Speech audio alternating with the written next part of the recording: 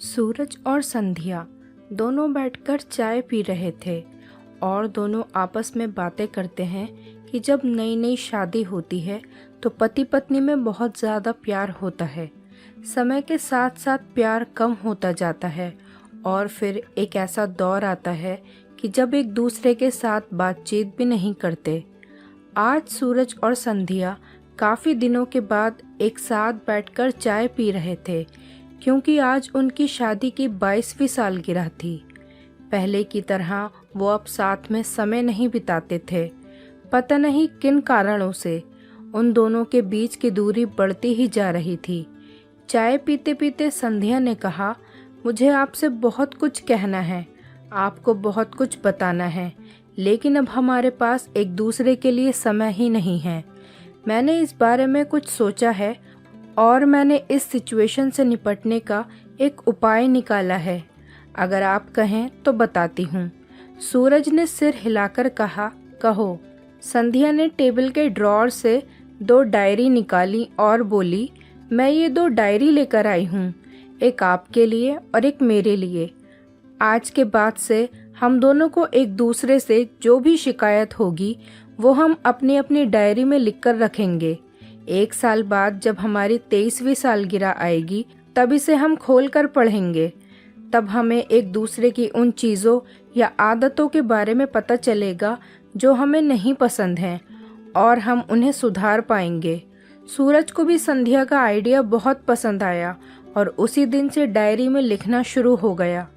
देखते ही देखते 1 वर्ष बीत गया और 23वीं सालगिरह का दिन आ गया। सूरज और संध्या दोनों ही डाइनिंग टेबल पर बैठकर चाय पी रहे थे और पास में दोनों की अपनी अपनी डायरी रखी हुई थी जो उन्होंने एक दूसरे के साथ बदल दी। चाय खत्म करके पहले सूरज ने संध्या की डायरी पढ़नी शुरू की। उस डायरी में काफ़ी सारी शिकायतें लिखी थीं, जैसे कि आज होटल में ले जाने के लिए वादा किया था लेकिन फिर भी नहीं लेकर गए। आज मेरे मायके से मेहमान आए थे, उनके साथ पति ने अच्छे से बात नहीं की। कितने महीनों बाद आज मेरे लिए साड़ी लाए लेकिन पुराने डिज़ाइन की। आज मेरे सीरियल देखने के समय पति ने चैनल बदलकर न्यूज़ लगा दी। आज गीला तौलिया सोफे पर ही छोड़ दिया। ऐसी कई सारी शिकायत की थी। डायरी को पढ़ते पढ़ते सूरज को काफ़ी अफसोस हुआ। वो संध्या से बोला, मुझे इन गलतियों के बारे में एहसास ही नहीं था, लेकिन अब मैं तुमसे वादा करता हूँ कि ऐसी गलतियाँ अब मैं फिर से कभी नहीं दोहराऊंगा। अब संध्या ने सूरज की डायरी खोली। संध्या ने डायरी के कई सारे पन्ने पलटे लेकिन वो पूरी तरह से खाली थी। कहीं पर भी एक शब्द नहीं लिखा था। संध्या बोली, आपने तो डायरी में कुछ लिखा ही नहीं है। सूरज बोला, आखिरी पन्ना देखो, मैंने उसी पर लिखा है।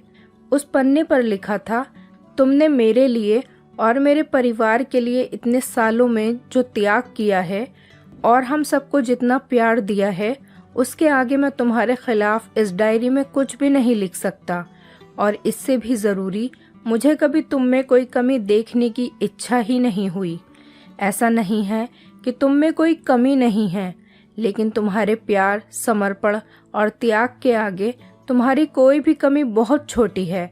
मेरी अनगिनत गलतियों को नज़रअंदाज करके तुमने इस कठिन जीवन में मेरा साए की तरह साथ दिया है और हमेशा मेरे साथ खड़ी रही। तुम ही बताओ, कोई भी अपने ही साए में दोष निकाले तो निकाले कैसे। अब संध्या की आंखें नम थीं।